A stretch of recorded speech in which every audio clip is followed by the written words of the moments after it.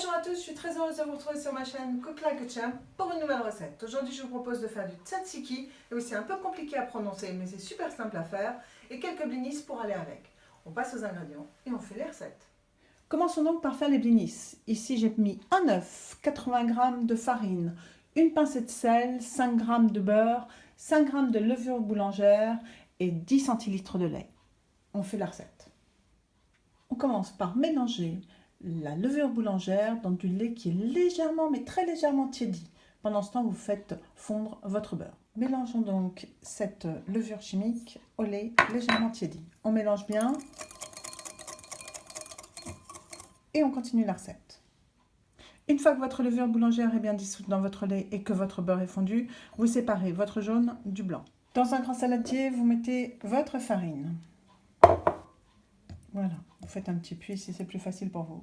D'un côté, vous mettez une petite pincée de sel et de l'autre, vous allez ajouter votre levure mélangée à du lait. Et on mélange. On mélange bien. Maintenant, on rajoute l'œuf, on mélange et on rajoutera le beurre fondu. L'œuf étant mélangé, ajoutons le beurre fondu et mélangeons à nouveau.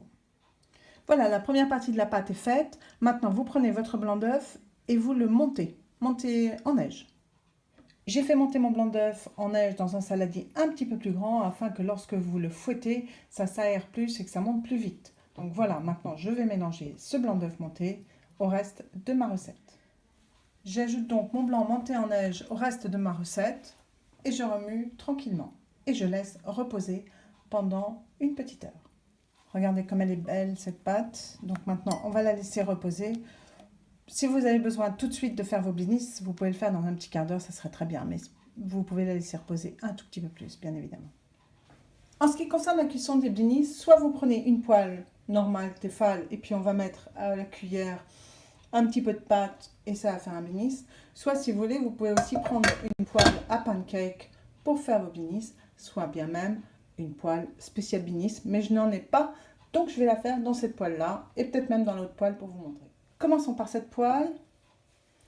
Moi, je vais mettre comme ça, je vais mettre un petit peu de pâte. Alors, si vous voulez faire des grands blinis, vous pouvez rajouter plus de pâte. Hein. Voilà. Voilà, on va laisser comme ça. Et quand il va y avoir des petites bulles qui vont se former sur votre pâte, eh bien on retournera. Regardez, vous commencez à avoir des petits trous, des petites bulles. Donc maintenant, il est temps de retourner la pâte. Là. Et on retourne. Et voilà, et on fait cuire de même côté. Et bien voilà, maintenant vérifions si votre blinis est bien cuit des deux côtés. Il est parfait. On l'enlève. Et ça, c'était pour vous montrer comment faire sur une poêle Tefal. Maintenant, je vais prendre ma poêle à pancake. Pendant que vous confectionnez vos blinis, vous pouvez laisser cela refroidir sur votre grille du four. Si vous avez comme moi une poêle à pancake, vous pouvez vous en servir pour faire des blinis, bien évidemment. C'est ce que je vais faire. On y met la pâte. La valeur d'une cuillère à soupe, c'est largement suffisant.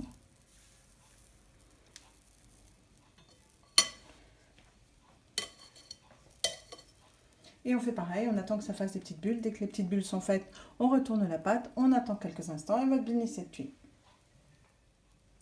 Voilà, j'ai retourné mes blinis et j'attends la fin de cuisson de ceci.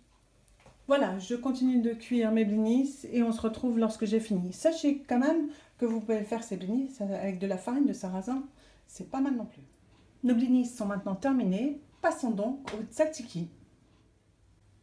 Il nous faudra un concombre, une botte d'aneth, du yaourt grec, de l'ail, du sel, du poivre, de l'huile d'olive et un jus de citron. Moi j'ai pris un jus de citron vert, mais vous pouvez très bien prendre un jus de citron jaune. Passons donc à la recette. On commence par prendre le concombre et on l'épluche et on le coupe en deux dans le sens de la longueur. Une fois que vous l'avez coupé en deux, vous ôtez les graines. Nous pouvons alors, à présent, émincer ce concombre. Une fois que vous avez émincé votre concombre, vous prenez une passoire et vous mettez votre concombre dedans. Une fois que vous avez mis votre concombre dans la passoire, vous prenez du sel, vous assaisonnez assez fortement votre concombre en sel, ce qui va permettre à l'eau du concombre de dégorger. Donc On va laisser comme ça quelques instants, même une dizaine de minutes, et on y reviendra. Alors que votre concombre est en train de dégorger au sel dans votre passoire, prenez de l'aneth et vous la coupez très finement. L'aneth est maintenant terminée. Prenez votre ail, épluchez-le. Une gousse seulement, ça suffira. Une fois que l'ail est épluché, eh bien, on le hache. La préparation de l'ail étant terminée, reprenons donc nos concombres. Comme vous pouvez le voir au toucher, vos concombres, ils ont changé d'aspect, ils sont moins fermes et regardez, ils sont gorgés d'eau. Donc maintenant, on va bien les serrer dans la main, les égoutter, afin de faire sortir toute cette eau. Voilà, vous avez bien pressé vos concombres, donc ils ont bien dégorgé. Juste pour info, je vous montre l'eau qui était dedans. Voilà, ça on n'en veut plus, on le jette, on ne s'occupera plus que de nos concombres. Et on continue la recette. Dans un saladier, vous mettez votre yaourt grec. Vous y ajoutez vos concombres qui ont bien dégorgé. Vous y ajoutez l'ail haché, comme ceci, et vous mélangez. On y ajoute alors une cuillère à soupe d'huile d'olive.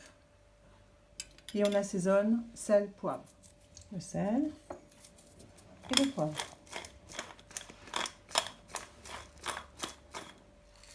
Et on mélange.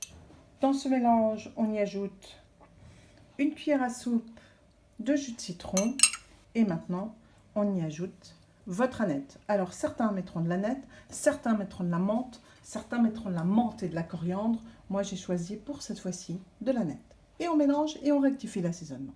Une fois que vous avez bien rectifié l'assaisonnement et que votre mélange est terminé, il ne vous reste plus qu'à débarrasser votre mélange et le mettre pour l'instant au frigidaire pendant 1 à 2 heures avant de le servir avec vos blinis.